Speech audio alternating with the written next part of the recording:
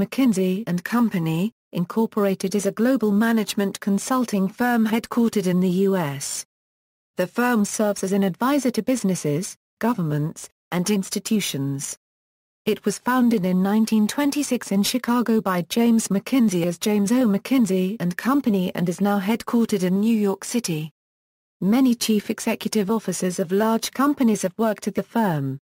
There were over 100 McKinsey offices in 60 countries as of September 2013. History. Early history. McKinsey & Company was founded in 1926 in Chicago under the name James O. McKinsey & Company by James McKinsey, a professor of accounting at the University of Chicago. The firm called itself a team of management engineers, and started out giving consulting on using accounting principles to make management decisions. Mr. McKinsey's first hires were partners Tom Kearney in 1929 and Marvin Bower in 1933. The firm's second office was opened in New York City in 1932. In 1935 Mr. McKinsey left the firm temporarily to serve as the chairman and CEO of client Marshall Fields as they implemented the restructuring plan created by James O. McKinsey & Company. McKinsey was merged with accounting firm Scaville, Wellington & Company that same year, creating McKinsey, Wellington & Company. A Wellington project that accounted for 55% of McKinsey, Wellington & Company's billings was about to expire and Tom Kearney and Marvin Bower had disagreements about how to run the firm. Additionally, in 1937 James O. McKinsey passed away after catching pneumonia. This led to the division of McKinsey, Wellington & Company in 1939. The accounting practice returned to Scaville, Wellington & Company, while the management engineering practice was split into McKinsey & Company and McKinsey, Kearney & Company. Guy Crockett became the managing partner of the new McKinsey & Company, while Marvin Bower is credited with founding the firm's principles and strategy as his deputy. The New York office purchased exclusive rights to the McKinsey name in 1946. Establishment. McKinsey & Company grew quickly in the 1940s and 50s, especially in Europe. It had 88 staff in 1951 and more than 200 by the 1960s, including 37 in London by 1966. It established an office in Australia in the early 1960s. By the end of the decade, more than one-third of the firm's revenues were from 6 European offices. Guy Crockett stepped down as managing director in 1950, and Marvin Bower was elected in his place. McKinsey's profit-sharing, executive and planning committees were formed in 1951. The organization's client base expanded especially among governments, defense contractors, blue-chip companies and military organizations in the post-World War II era. After 7 years of deliberation, McKinsey became a private corporation with shares exclusive to McKinsey employees in 1956. A plan for international expansion was developed and an office in London was established in 1959. After Bower stepped down in 1967, the firm's revenues declined. New competitors like the Boston Consulting Group and Bain & Company stiffened competition for McKinsey by marketing specific branded products, such as the Growth Share Matrix, and by selling their industry expertise. In 1971 McKinsey created the Commission on Firm Aims and Goals, which found that McKinsey had become too focused on geographic expansion and lacked adequate industry knowledge. The Commission advised that McKinsey slow its growth and develop industry specialities. In 1976, Ron Daniel was elected managing director, serving until 1988. Daniel and Fred Gluck helped shift the firm away from its generalist approach by developing 15 specialized working groups within McKinsey called Centers of Competence and by developing practice areas called Strategy, Operations and Organization. Daniel also began McKinsey's knowledge management efforts in 1987. By the end of his tenure in 1988 the firm was growing again and had opened new offices in Rome, Helsinki, Sao Paulo and Minneapolis. Fred Gluck served as McKinsey Euro unregistered trademark's managing director from 1988 to 1994. The firm's revenues doubled during his tenure. He organized McKinsey into 72 sectors, centers, working groups, and projects. Over 2 decades McKinsey & Company grew eightfold. In 1989 the firm attempted to make a talent acquisition in IT services through a $10 million purchase of the information consulting group, but a culture clash caused 151 out of the 254 ICG staff members to leave by 1993. Recent history: the burst of the dot-com bubble led to a reduction in utilization rates of McKinsey's consultants from 64 to 52%. Although, McKinsey avoided dismissing any personnel following the decline. In 1994, Rajat Gupta became the first non-American-born partner to be elected as the firm unregistered trademark S managing director. By the end of his tenure, McKinsey had grown from 2,900 to 7,000 consultants. In the 1990s, McKinsey set up Accelerators, where the firm accepted stock-based reimbursement to help internet startups. In 2001, McKinsey launched several practices that focused on the public and social sector. It took on many public sector or non-profit clients on a pro bono basis. By 2002 McKinsey had invested a $35.8 million budget on knowledge management, up from $8.3 million in 1999. In 2003 Ian Davis, the head of the London, UK office, was elected to the position of managing director. Davies promised a return to the company unregistered trademark S core values, after a period in which the firm had expanded rapidly, a development that, according to some people related to McKinsey, was a departure from the company's heritage. Also in 2003, the firm established a headquarters for the Asia-Pacific region in Shanghai, China. By 2004, more than 60% of McKinsey's revenues were generated outside the U.S. Organization structure: McKinsey & Company was originally organized as a partnership before being legally restructured as a private corporation with shares owned by its partners in 1956. It mimics the structure of a partnership and employees are called partners. The company has a flat hierarchy and each member is assigned a mentor. Since the 1960s, McKinsey's managing director has been elected by a vote of senior directors to serve up to three-year terms or until they reach the mandatory retirement age of 60. The firm is also managed by a series of committees that each have their own area of responsibility. McKinsey has a decentralized structure, whereby different offices operate similarly, but independently. Each office is expected to put the overall organization's best interest before the offices, which McKinsey refers to as the one-firm principle. Consultants and engagements are often shared across offices. Revenues from all offices are pooled and an individual office's revenue does not directly affect it financially. The company's budgeting is centralized, but individual consultants are given a large degree of autonomy. McKinsey consultants are either industry experts, functional experts, or a generalist that covers a geographic region. The firm has 23 industry practices focused on individual industries, 9 functional practices that work in areas like finance, marketing or risk, and 5 capabilities and solutions areas related to technology consulting. It started a social sector office in 2008. The SSO is divided into 3 practices: global public health, economic development and opportunity creation and philanthropy. McKinsey also does much of its pro bono work through the SSO. A business technology office, founded in 1997, provides consulting on technology strategy. Culture: former McKinsey & Company partner Marvin Bauer created the firm's strategy of only working with their clients' CEOs, which was later expanded to CEOs of subsidiaries and divisions, and of choosing to only work with clients the firm felt would take action on its advice.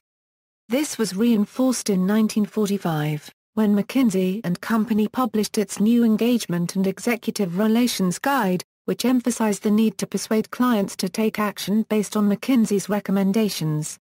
Bauer also established the firm's language. It calls itself a OE, the firm a Euro, and its employees a OE members a Euro. McKinsey claims its consultants are not motivated by money. McKinsey & Company tries to keep a very low-profile public image. The firm has a policy against discussing specific client situations. It says it does not advertise, though it did advertise allegedly for recruitment purposes in Time magazine in 1966. Members are not supposed to sell their services, a tradition based in the early 1900s, when it was considered beneath the dignity of a lawyer or accountant to advertise. McKinsey's consultants are also expected to become a part of the community and recruit clients through church, charitable foundations, board positions and other community involvements. Influence. Many of McKinsey's alumni become CEOs of major corporations or hold important government positions. In doing so, they spread McKinsey's values and culture to other organizations and often become McKinsey clients. McKinsey's alumni have been appointed as CEOs or high-level executives at American Express, IBM, Westinghouse Electric, Sears, AT&T, PepsiCo and Enron.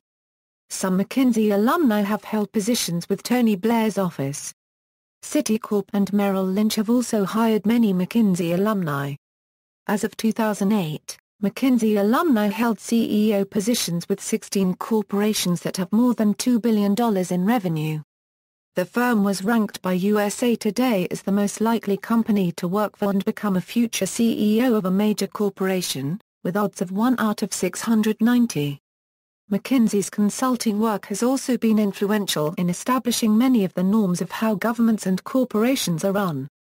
Reception. A 1993 profile story in Fortune magazine said McKinsey & Company was a most well-known, most secretive, most high-priced, most prestigious, most consistently successful, most envied, most trusted, most disliked management consulting firm on earth. According to Businessweek, the firm is ridiculed, reviled, or revered depending on one's perspective. McKinsey's culture has often been compared to religion, because of the influence, loyalty and zeal of its members. Fortune magazine said partners talk to each other with a sense of personal affection and admiration. The Wall Street Journal said McKinsey is seen as a loyal and secretive according to Reuters it has elabot and down focused on playing by the rules According to Businessweek, some observers say that McKinsey has started to lose touch with its founding principles and become less personal as its size has increased. The Guardian said at McKinsey 1 year hours are long, expectations high and failure not acceptable. Fortune and USA Today have both noted that the majority of McKinsey's consultants are white men. An article in the News Observer said McKinsey's internal culture was collegiate and ruthlessly competitive and is sometimes described as arrogant. Consulting services. McKinsey provides management consulting services, such as providing advice on an acquisition, developing a plan to restructure a sales force, creating a new business strategy or providing advice on downsizing. Its consultants design and implement studies to evaluate management decisions using data and interviews to test hypotheses. Conclusions of the study are presented to senior management, typically in a PowerPoint presentation and a booklet. McKinsey is one of the Big Three management consulting services along with Bain & Company and the Boston Consulting Group. According to McKinsey, it serves more than 80% of the world's largest organizations and more than 80% of Fortune magazine's most admired companies list. McKinsey is considered one of the most prestigious and most expensive management consulting firms. In a Dangerous Companion journalists James O'Shea and Charles Madigan said McKinsey is the most influential, most reputable management consulting firm in the industry and that it carried the most weight with corporate boards. The News Observer said McKinsey is the creme de la creme and the Rolls-Royce of management consulting. However, it has traditionally charged approximately 25% more than competing firms with an average project of $1 million. Prices were reduced in the economic slump following the dot-com bubble.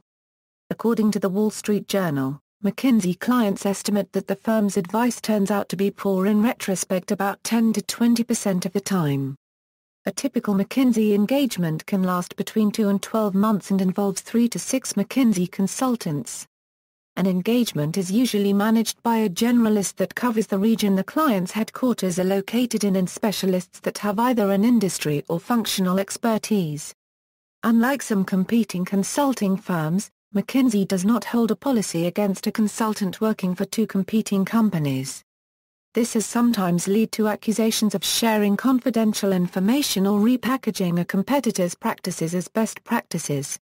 Recruiting and compensation. McKinsey & Company was the first management consultancy to hire fresh graduates instead of experienced business managers, when it started doing so in 1953. Many of its recruits are Baker Scholars, Rhodes Scholars, Marshall Scholars or White House Fellows. Less than half of the firm's recruits are from business majors, while others have advanced degrees in science, medicine, engineering or law. Some colleges have a team of McKinsey consultants assigned to cultivating relationships with upcoming graduates. According to The Observer, McKinsey recruits fresh graduates and imbues them with a religious conviction in the firm, then cults through them with its up or out policy. The up or out policy, which was established in 1951, means that consultants that are not being promoted within the firm are asked to leave. About one-fifth of McKinsey's consultants depart under the up or out policy each year. McKinsey's practice of hiring fresh graduates and the up or out philosophy were originally based on Marvin Bower's experiences at the law firm Jones Day in the 1930s, as well as the Cravath system used at the law firm Cravath, Swaine and Moore. According to Financial Times journalist Duff McDonald, as of September 2013, the firm receives 225,000 employment applications annually and about 1% a euro, or 2,200 a euro of the applicants are hired. There is an ongoing debate within the firm on how fast it should grow. According to a report by Wet Feet, McKinsey offers some of the best experience, opportunity and professional development in the industry, and it is prestigious to have McKinsey on a resume. However, the work environment is demanding, involves extensive travel and long hours. Consulting Magazine's 2007 list of best consulting firms to work for ranked McKinsey as number 3. New undergraduate McKinsey recruits are paid $50 a year or $80,000 a year. As a private firm, McKinsey is not required to disclose compensation figures. Unlike the financial services sector, consultants are not paid proportional to the business they bring in. Top senior partners and the managing director have similar compensation. This was estimated to be $2 a year or $4 million in 1994. However, there are indications these numbers have increased 40% in the subsequent 20 years. For example, according to public tax records, the senior partner leading McKinsey's Norwegian office in 2011 earned 67 million Norwegian kroner. A 1993 Fortune profile says, the firm places itself above discussing money as a motivation, yet senior partners often earn as much, or more, than the CEOs they advise. Knowledge Management System. McKinsey has used a knowledge management system to support field consultants. It was created and chaired by former senior partner Anil Kumar as an early example of knowledge process outsourcing. By 2009, the firm consisted of 400 directors, up from 151 in 1993, and Dominic Barton was elected as managing director, a role he was re-elected for in 2012. The system includes generalist researchers, industry experts, librarians and function-specific experts and includes access to journals and databases. McKinsey maintains an organization called the McKinsey Knowledge Center to provide rapid access to specialized expertise in business information. Publishing. McKinsey publishes several journals, most notably McKinsey Quarterly. It also publishes McKinsey on Business Technology, McKinsey on Payments, McKinsey on Corporate and Investment Banking, and McKinsey on Finance. Several business books have been authored by McKinsey consultants, including Valuation, Measuring and Managing the Value of Companies, The Alchemy of Growth, Creative Destruction, and The War for Talent. Former consultant Tom Peters co-authored, with Bob Waterman, the well-known book In Search of Excellence based on a project initiated by Ron Daniel in 1977. Alumni. In a 2008 Capital IQ study, McKinsey was found to have produced more CEOs of large companies on a CEOs per employee basis than any other company in the study. More than 70 past and present CEOs at Fortune 500 companies are former McKinsey employees.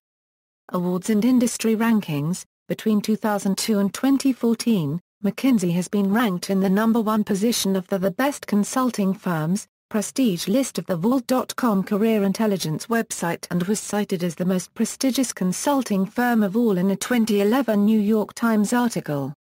Issues: criticism of management advice, the recommendation in 1980 to AT&T Corporation that cellular phones would be a niche market. Failures of McKinsey according to Adam Sternberg writing in Bloomberg Businessweek include its massive reorganization of General Motors in the early 1980s that's widely judged as disastrous, its close relationship with Enron, and its vigorous support for the Time Warner merger with AOL. Another notably troubled company associated with McKinsey is Swisser, which entered bankruptcy 12 years after McKinsey recommended the Hunter strategy. Affordable Care Act survey: in February 2011, McKinsey surveyed 1,300 U.S. private sector employers on their expected response to the Affordable Care Act. 30% of respondents said they anticipated they would probably or definitely stop offering employer-sponsored health coverage after the ACA went into effect in 2014. These results, published in June 2011 in the McKinsey e-Quarterly, became a useful tool for critics of the ACA and a deep annoyance for defenders of the law according to an article in Time magazine. Supporters of healthcare reform argued the survey far surpassed estimates by the Congressional Budget Office and insisted that McKinsey disclose the survey's methodology. 2 weeks after publishing the survey results, McKinsey released the contents of the survey including the questionnaire and 206 pages of survey data. In its accompanying statement, McKinsey said the survey should not be compared with other estimates that use different methodologies and that it was intended to capture the attitude of employers at a certain point in time rather than make a prediction.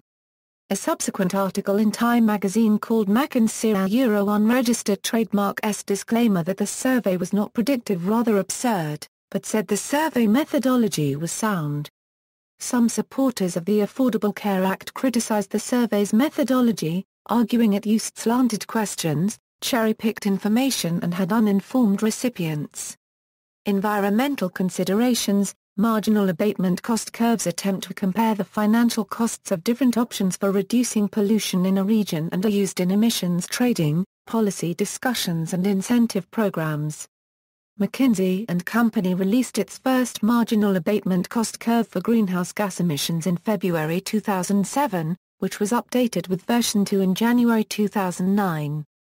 McKinsey's curve became the most widely used and the basis for McKinsey unregistered trademark's consulting on climate change and sustainability. McKinsey's curve predicts negative cost abatement strategies, which has been controversial among economists. The International Association for Energy Economics said in the Energy Journal that McKinsey's cost curve was popular among policymakers, because it suggests they can take a early bold action towards improving energy efficiency without imposing costs on society. The Brookings Institution said the negative cost projections were a peculiar while Paul Krugman, a professor from Princeton, said that there was already a body of academic literature establishing that there are missed opportunities for reducing costs while also reducing pollution. In a 2010 report, the Rainforest Foundation UK said McKinsey's cost curve methodology was misleading for policy decisions regarding the reduced emissions from deforestation and forest degradation program. The report argued that McKinsey's calculations exclude certain implementation and governance costs, which makes it favor industrial uses of forests while discouraging subsistence projects. In April 2011, Greenpeace UK commissioned a report by the UCL Energy Institute that urged for caution in using McKinsey's curve.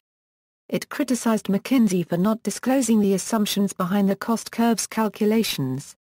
Greenpeace also said the curve has allowed Indonesia and Guyana to win financial incentives from the United Nations by creating inflated estimates of current deforestation so they could demonstrate reductions in comparison.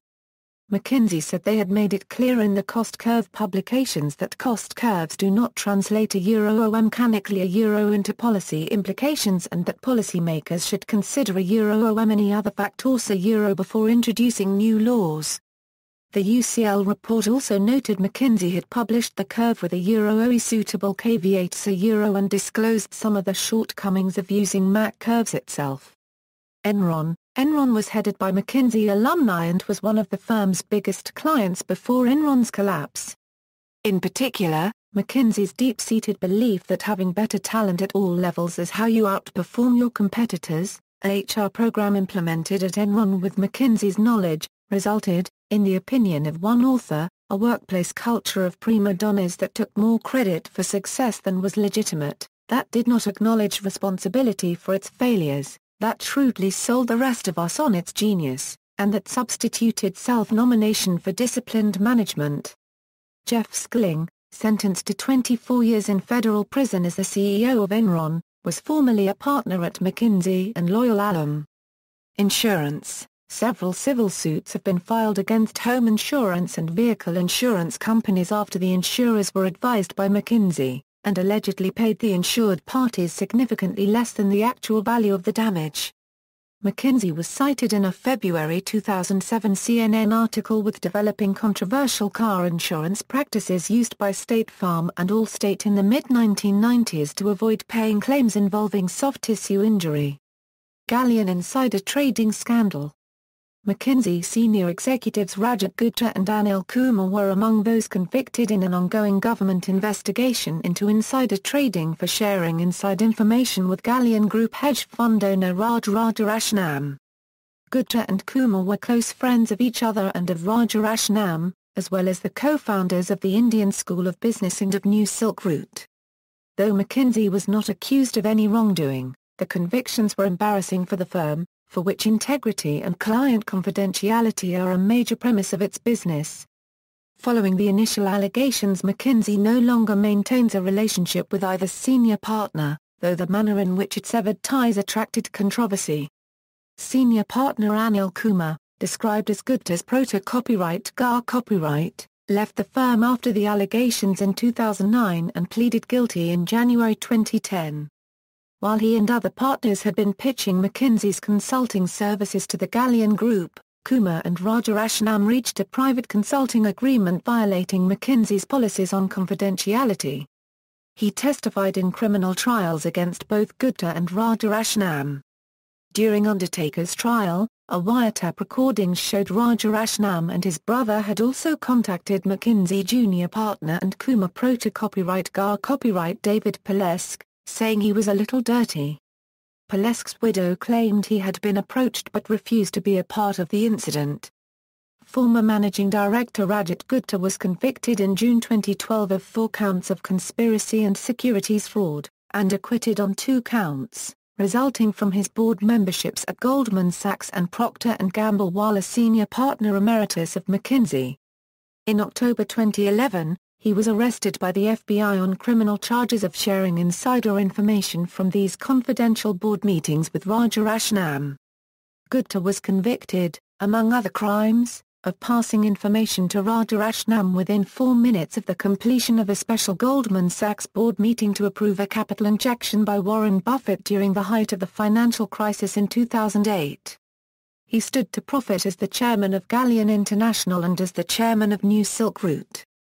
At least twice, Gupta used a McKinsey phone to call Rajaratnam and retained other perks, an office, assistant, and $6 million retirement salary that year as a senior partner emeritus. After the scandal, McKinsey reviewed of its policies and procedures, including investigating other partners' ties to Gupta. There is no evidence of any damage to McKinsey's brand, though some controversy has been leveled at the firm for having former leading senior partners as well as a junior partner all implicated with the Galleon Group and insider trading. The firm's revenues grew 10% during the same period, though its long-term impact remains unknown. References. External links, official website, McKinsey Quarterly.